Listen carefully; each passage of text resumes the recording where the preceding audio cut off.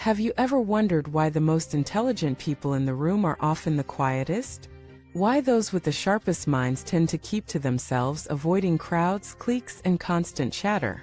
Have you noticed that true brilliance often walks alone? Welcome back to the channel. If this is your first time here, I'm glad you found us. Today we're diving deep into a subject that's rarely discussed, but often felt: the profound solitude of intelligent people.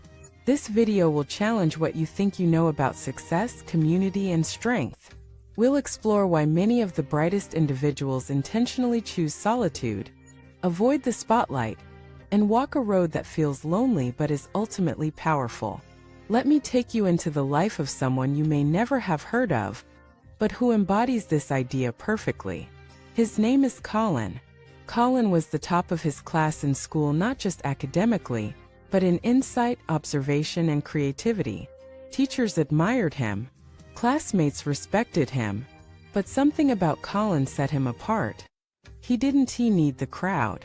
While other students thrived on group activities, Colin worked best alone. At lunch, he would often sit by himself with a notebook. Not because he was shy or disliked people, but because the noise distracted him from his own thoughts.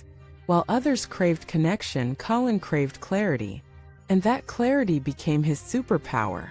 Fast forward 20 years, and Colin runs a quiet yet wildly successful data consulting firm.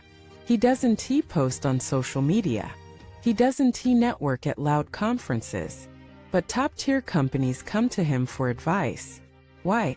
Because he's not distracted. He sees what others miss.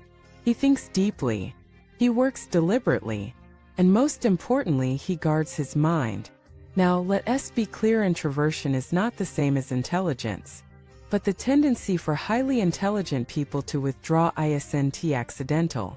It's a response to a world that often rewards noise over nuance. Smarter people often see more, feel more, and question more. They're not easily satisfied with surface-level answers or superficial interactions.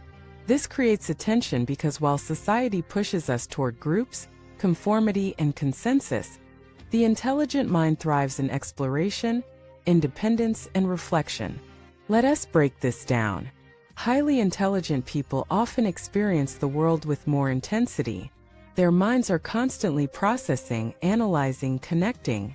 While others enjoy idle talk, they get drained by it. While others accept things at face value, they want to dig deeper. This makes ordinary social interaction not just boring but exhausting. Imagine driving a race car in a parking lot. That's what it feels like for a deep thinker in shallow conversations.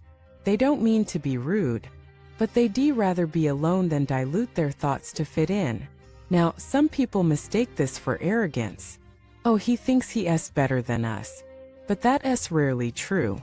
In fact, many intelligent people wrestle with intense self-doubt, perfectionism, and a desire for truth. They're not trying to be superior.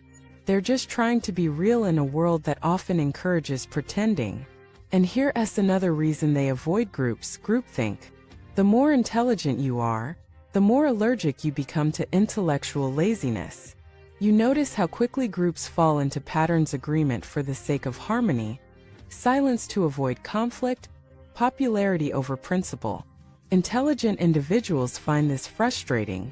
They want discourse, not echo chambers. They want ideas that challenge them, not applause for conformity. So they withdraw not out of weakness but out of integrity. Now let me tell you about Rachel. Rachel is a quiet mathematician who declined a major university faculty offer to live in a small cabin in the woods. She teaches part-time, writes papers, grows her own vegetables, and lives mostly in silence. People think she's strange. Why would someone so smart live like that? But what they don't understand is that Rachel is rich in peace. Her mind is alive. Her days are full. And her solitude is not loneliness, it's liberty. This is a theme across time. History is filled with geniuses who chose solitude: Newton, Tesla, Beethoven, Virginia Woolf.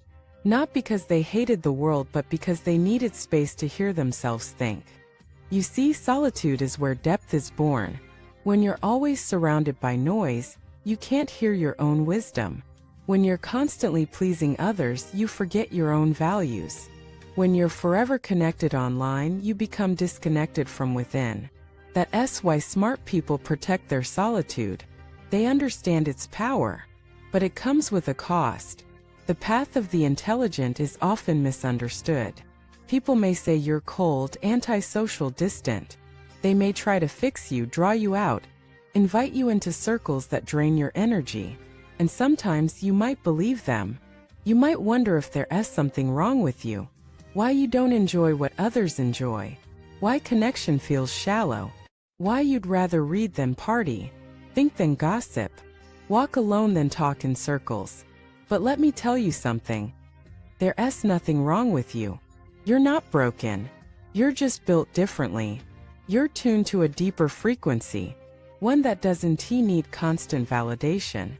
One that finds beauty in silence, truth in solitude, strength in independence.